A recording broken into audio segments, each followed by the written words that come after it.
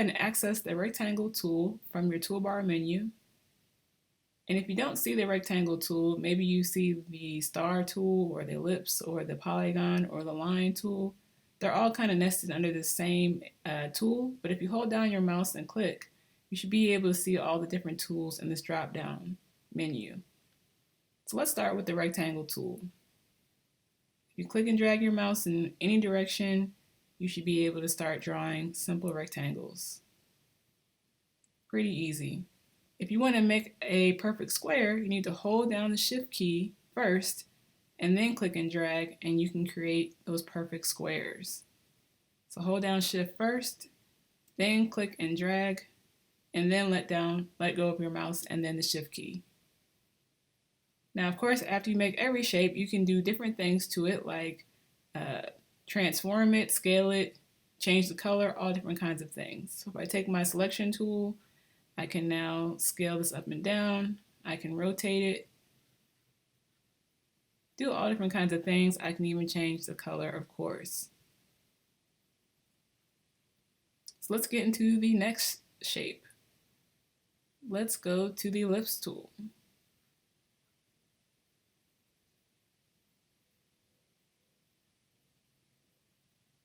So again, you want to click and drag your mouse, and you can create any type of ellipse that you would like just by clicking and dragging in whatever direction you desire. Again, if you want to make a perfect circle, hold down the Shift key first, then click and drag, let go of your mouse, and then the Shift key, and you should be able to make that perfect circle. Another way we can create this ellipse is we can actually just click the mouse one time, and we can get this pop-up box, and we can define specifically what size we want that circle to be, or that ellipse to be, through this dialog box. If I want a perfect circle, I can define that as well. All right, let's move on to the polygon tool. So the polygon tool allows us to create a shape with multiple sides, and let's create these polygons. So you can click and drag your mouse, and you can see that a polygon shape will appear. But maybe you want more or less sides. No problem. So let's try it again. Let's click and drag our mouse. But before we let go of our mouse, use your up and down keys on your keyboard to add or decrease the amount of sides that you want on your shape. So now I have a triangle. So I'll try it again. I'll click and drag, and before I let go, I'll just keep on pushing the up or down keys on my keyboard to define how many sides I want on that shape. So here I've got a pentagon shape. If I let go of my mouse, then I have that shape.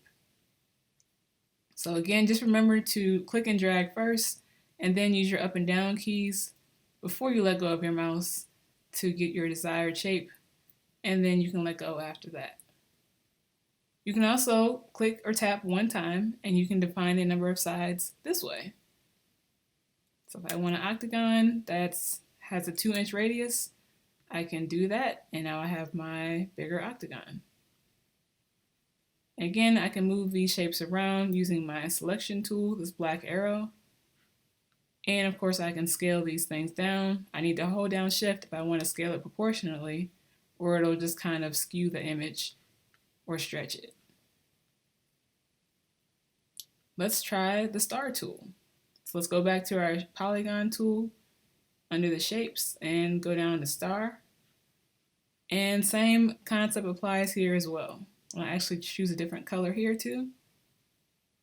So if I click and drag, I see that it's already given me the star with multiple points on it.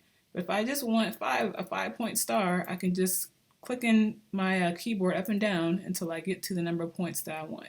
So here's the 5-point star, and I'll let go of my mouse. Of course, if I want that sunburst effect, I can keep on hitting my up key until I get the effect that I desire. And then I let go of my mouse when I'm done with that. Or I can just click one time, and I can define the amount of points here in this dialog box. So if I want 18 points, and I want a 3x3 radius, I can do that. And of course, 18 points is a lot of points, so it kind of looks like a circle. But the less you have, the more defined that star will look.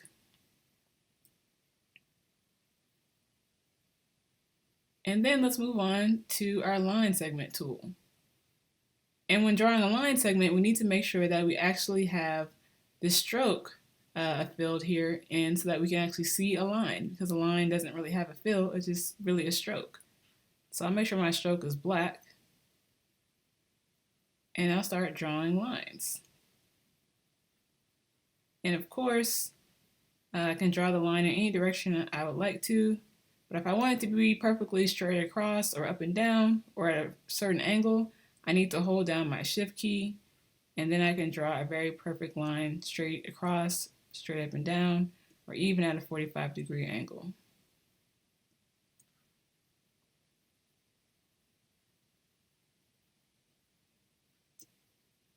So very simple. We can draw rectangles, squares, ellipses, circles, polygons, stars, triangles, sunburst, and line segments, just basically using this one shape tool here in the toolbar.